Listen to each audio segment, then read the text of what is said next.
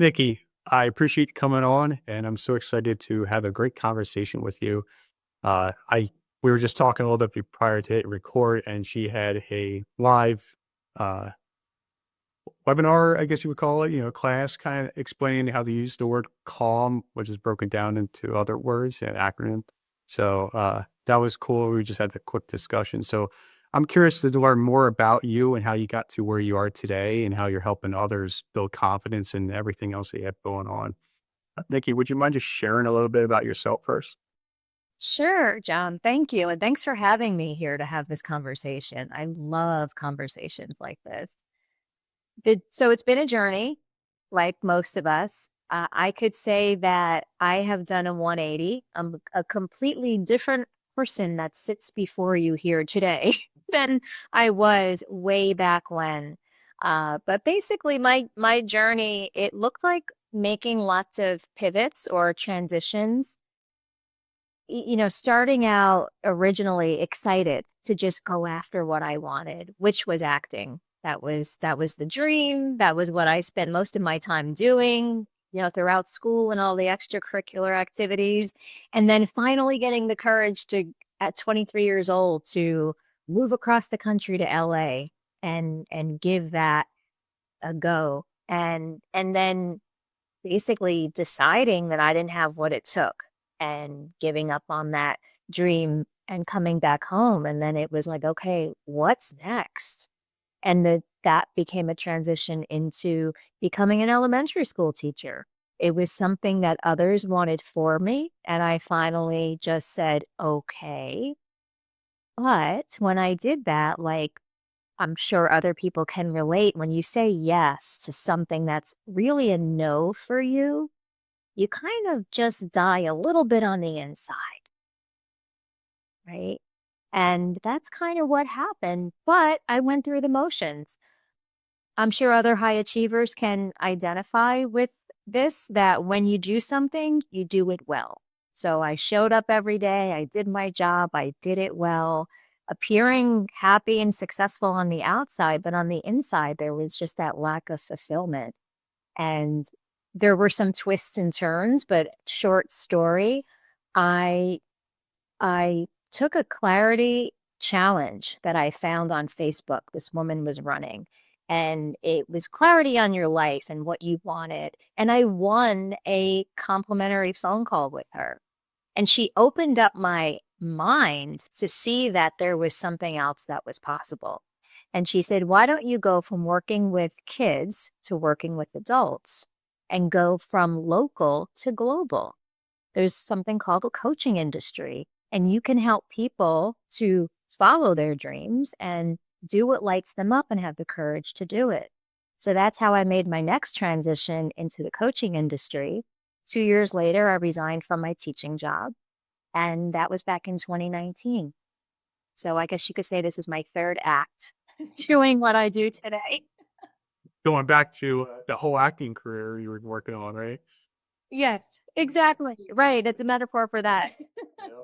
It's So so in me. I still, yeah, and I bring some of that to my work today when I work with clients, the whole how do you create something that you haven't experienced for? How do you prepare for the role? How do you take on that identity and show up with that confidence?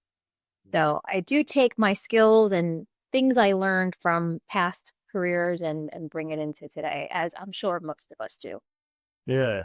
So when you quit the whole acting career thing, the what you were trying to get into that, what what actually made you stop doing that? So the very first thing that comes to mind when you ask me that, I remember sitting on the set of, I think it was City of Angels. I was an extra. And as an extra, you spend a lot of time sitting around waiting to go, be, pretending like you're talking in the restaurant or be on the street walking.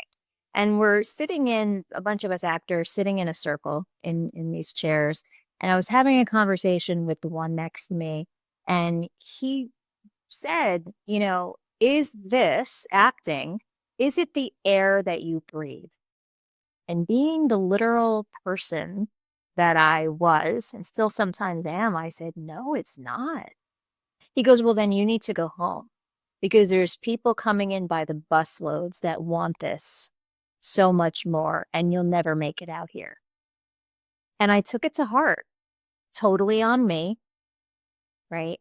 And I started looking for evidence of how this wasn't going to work out. And honestly, what he said supported a lot of what I already believed about myself, that I wasn't good enough, that there's so many other people that are better, more talented, prettier, all the things. And it gave me an easy out basically.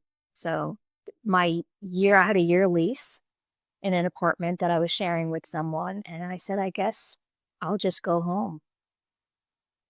So, was there something prior to all this that, that made you feel like you couldn't do almost anything, like, before the whole acting? Yeah, definitely a lack of belief in myself. Uh, it was all, from pretty much, I would say, middle school on, just not really fitting in with people, not having a lot of friends, getting picked on, getting bullied. I really, I say that when I left high school, I walked out of those doors, the bullying stopped, but then I kept doing it in my own head.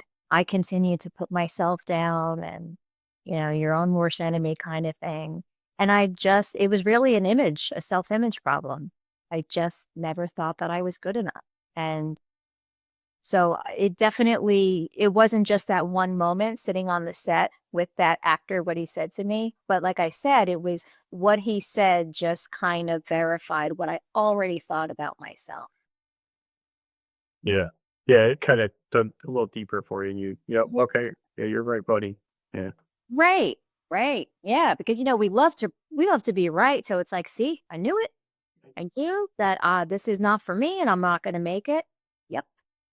So it's a big part of what I do now with working with people is helping them to change that self-image and question what are the beliefs, the BS that you bought into. And how long does it take, usually for somebody to change all that? It can be fast, it depends on how deeply things go, but something just like a surface level belief, maybe that is not so much at your core, you could change in 15, 20 minutes.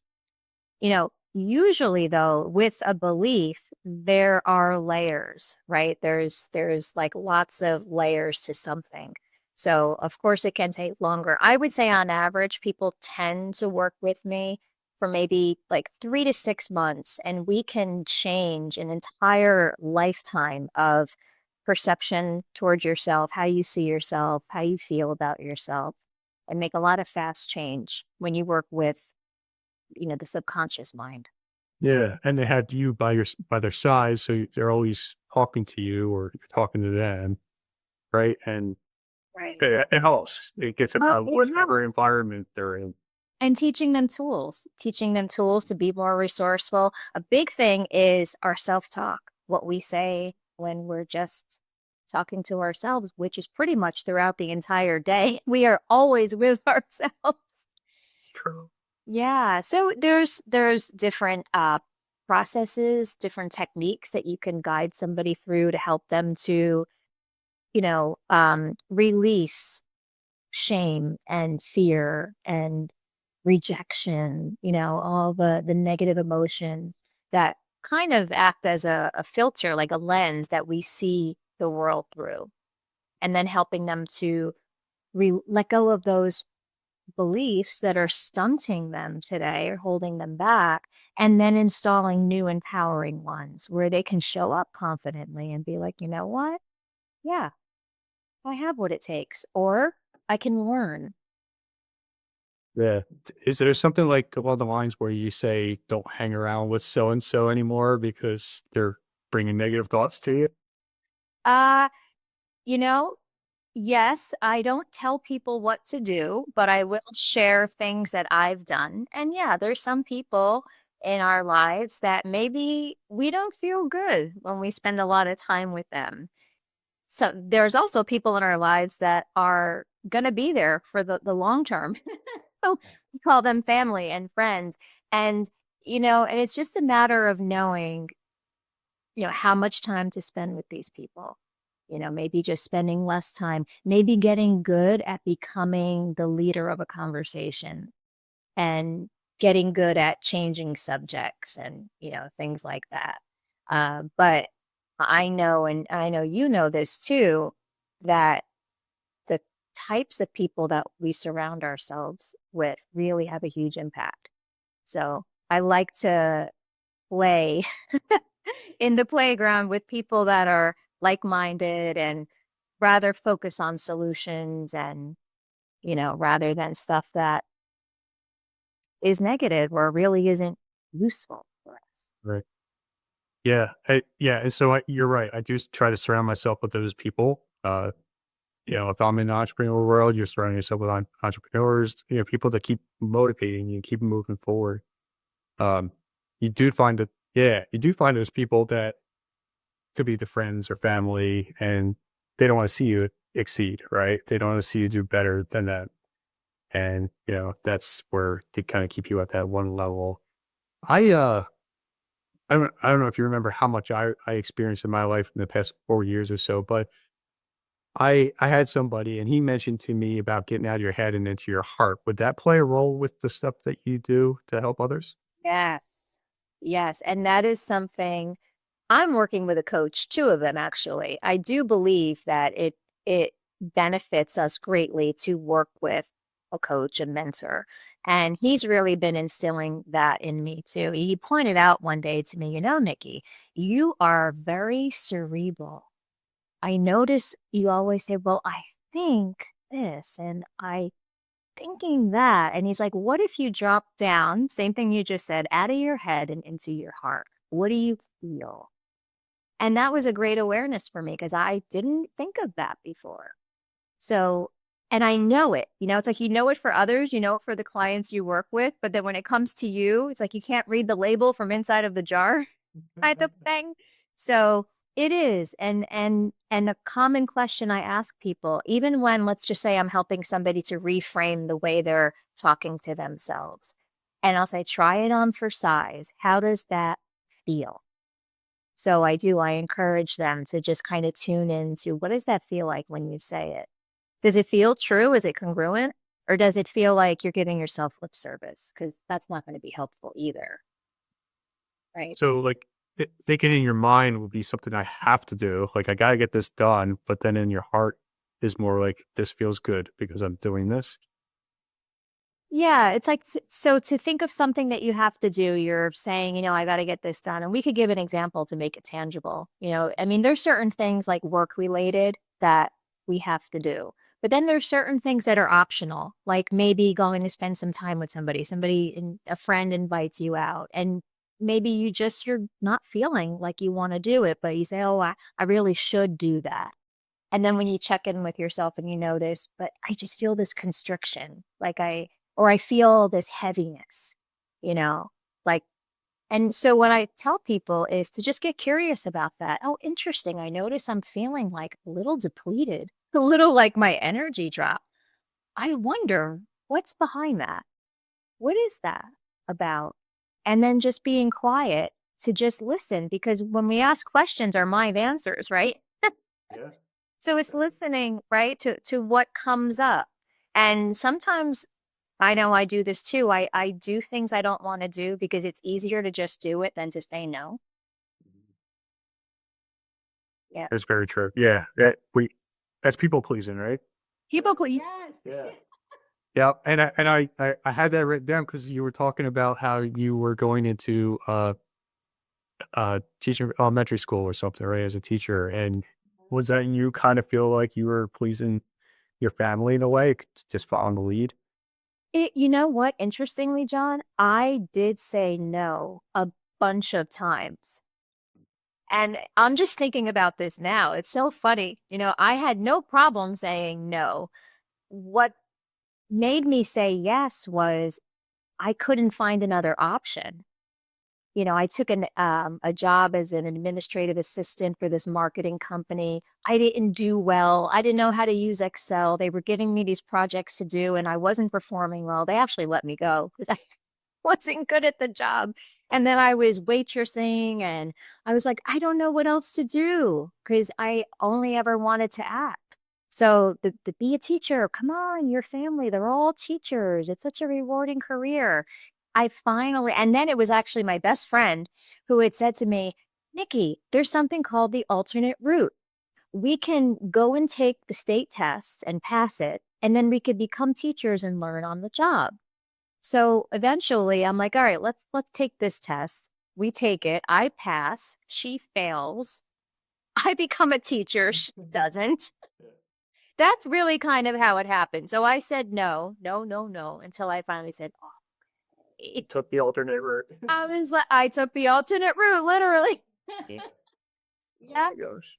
Yeah. And then I blamed her. I would make a joke because we went to elementary school together and we sat at the same lunch table. And she used to ask me for the pepperoni off my pepperoni sandwich. Can I have a piece of pepperoni? And I'd give her a piece. Can I have another one? And eventually I had no pepperoni left. And I would say, I just ate flavored bread for lunch, Mom.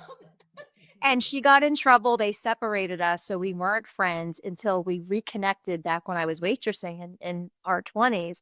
And I would joke with her and say, no, you're the reason I became a vegetarian and a teacher. Yeah, right.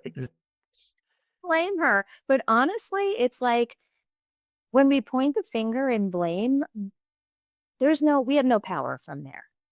So it wasn't until I had to own up to it. Like, wait a second, I might have become a teacher because other people said, oh, come on, come on. But I showed up again and again every day for 15 years. So I had to look at myself. And it wasn't until then that I owned up to it that I was able to say, okay, now what? What's another option here? And that's when I found that little clarity challenge on Facebook. And it's amazing what the universe delivers to you when you just open up your mind a little bit. Yeah, no, that's a great way to say it. So you were still working as a teacher and then you went ahead and took that course? I was still working as a teacher. I took the challenge. I won the complimentary call with this business coach. And that's when, she made the suggestion about the local to global. And I I said, okay. And then she taught me how to run an online event. I hosted a summit, Unlock Your Hidden Potential. That was right away? Right away. Yep. Hired her. We did it in 6 months. And then I built this email list and she goes, okay, now you're going to go get clients. And I'm like, what? I wasn't even a certified coach yet. I said, I've got to learn first. I got to get certified. So then I went and got my first certification. And it was 2 years later that I left my job. Gotcha. Now, did you need the certification to start looking back? You don't need to. And, that's what I was told, but I wanted to. I was just like, I just want to know how. I don't want to get on a call and just give people advice. I know coaching is not advice giving. So, I decided to. And then after I got that first certification as a life coach, specifically in law of attraction life coaching, so learning, how to manage your energy and align it with your goals and what you want. I learned about NLP and hypnotherapy, and then I went and got those certifications. So Okay. I like to have a lot of different tools to help people, proven tools that are backed by science and that they work. All right. Um, so you started that live event or was it live? It was online, right? It was a summit. I had 25 expert speakers that I interviewed. And I mean, I even reached out to Oprah Winfrey's team, Eckhart Tolle. I was like, I'm going to go big. I'm going to just see who I can get on this summit to interview. Uh, they, of course, said no, or their team said no. I got some great speakers. And yeah, and I had my business coach that helped me with every piece of it. But John, I went from not knowing anything about technology, and she showed me how to build the landing page and set everything up, the email lists. I learned so much. Yeah. I'm in a journey of my own going through all this with podcasting and everything else and the business side. Uh, it sounds like you're just like me. You're just enjoying the process, and Yeah. it could be the tiniest thing, but you're just like, wow, I did this and got this going. You know, we were just talking about ChatGPT real quick, you know, in the beginning too. You know, and that's just enough to get your brain thinking a little bit more quicker. And sometimes, Oh, I love ChatGPT. yeah, Yeah. it My helps out a full-time lot. assistant. My That's full-time thinking partner. that's right, exactly. Yeah, your best friend. Um, but I mean, what a way did you? It sounds like it. You came out of your comfort zone doing all that. Yeah. Totally. Yeah. I mean, I'll tell you this.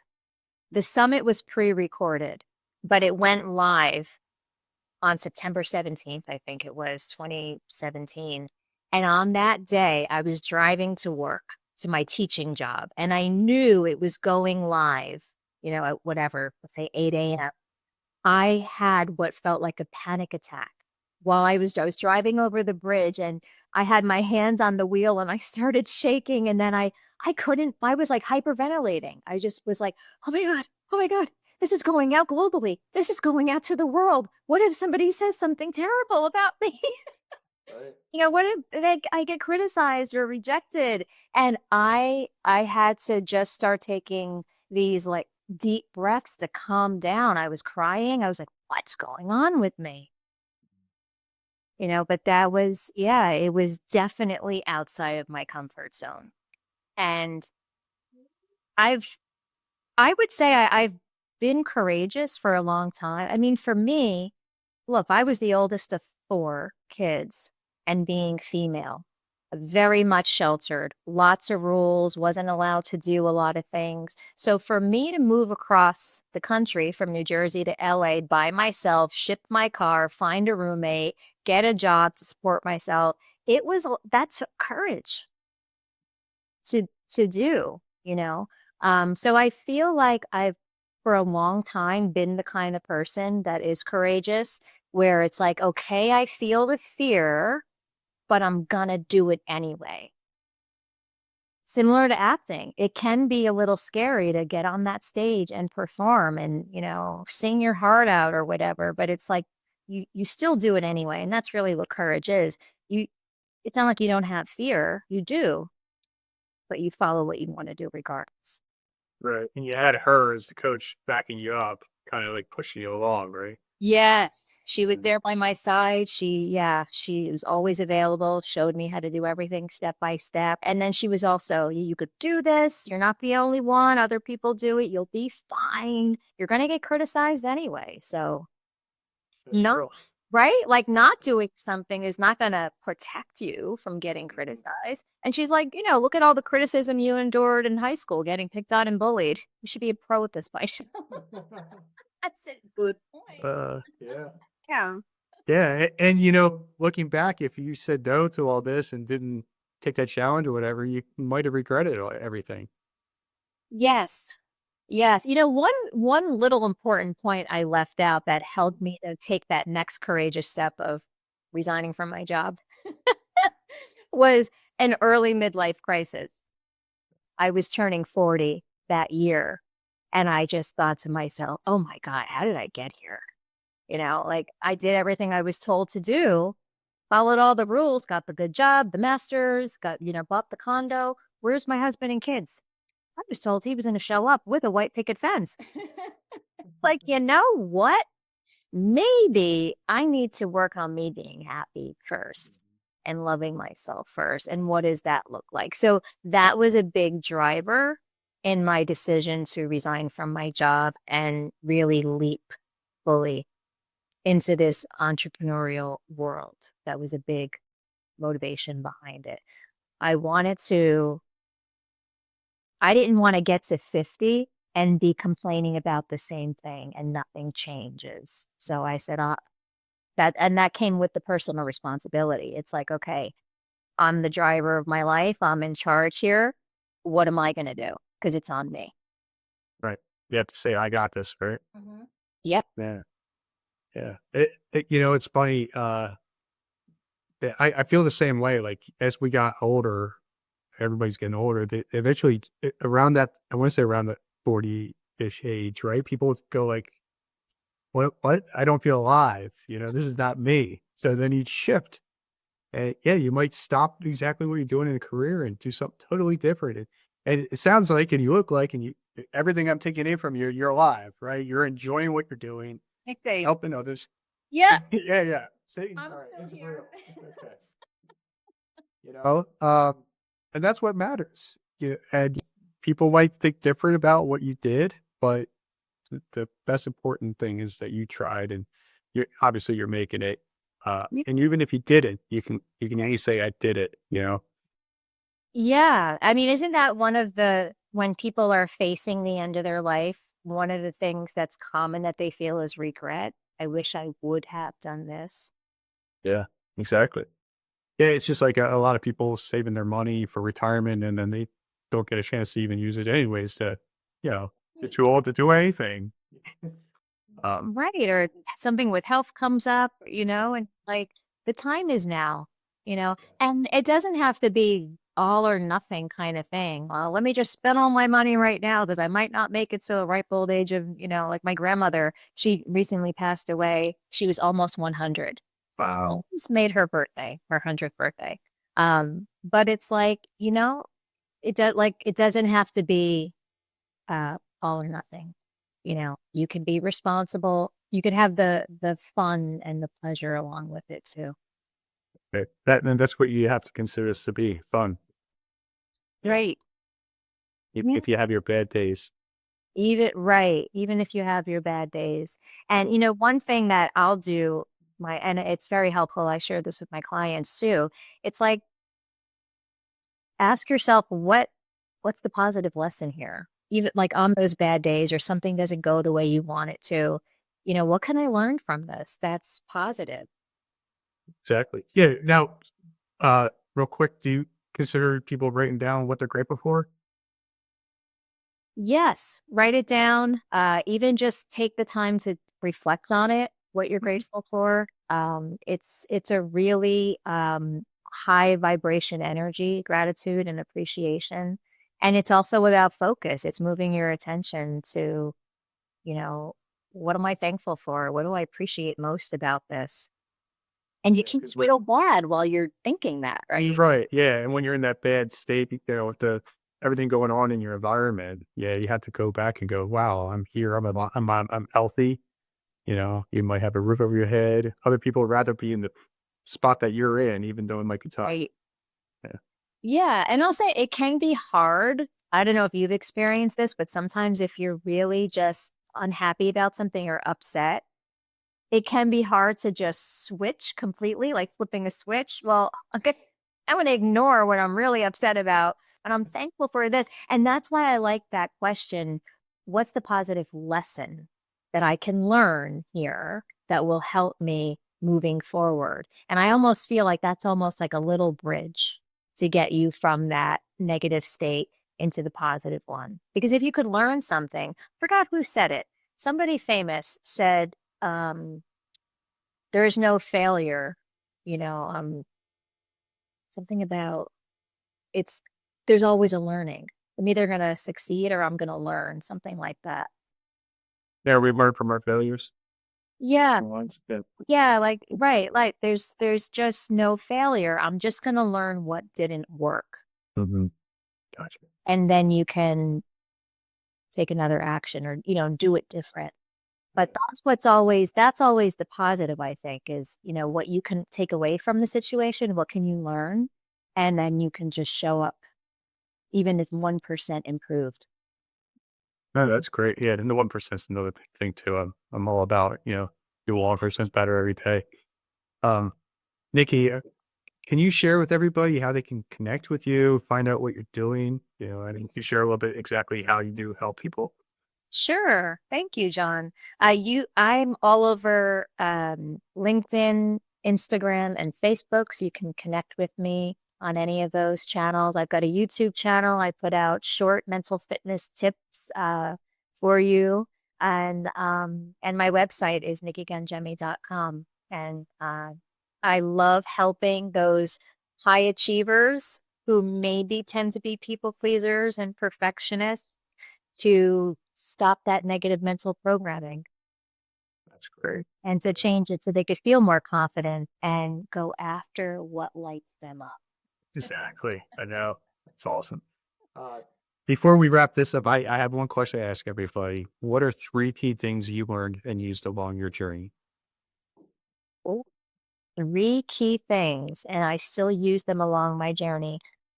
Lean into curiosity.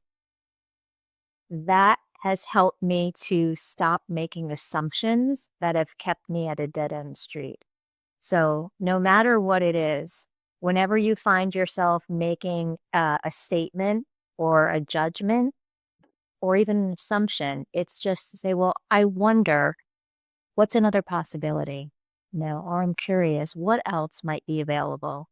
So, curiosity is one. That's related to my second one, which is asking questions. So many times we'll just make a statement to ourselves, like I did in California. I don't have what it takes, period. And then I followed that by then just going home. It's like, well, what if I do have what it takes? What is one positive thing about me that could work out here? So it's asking the questions that could be a game changer in your life.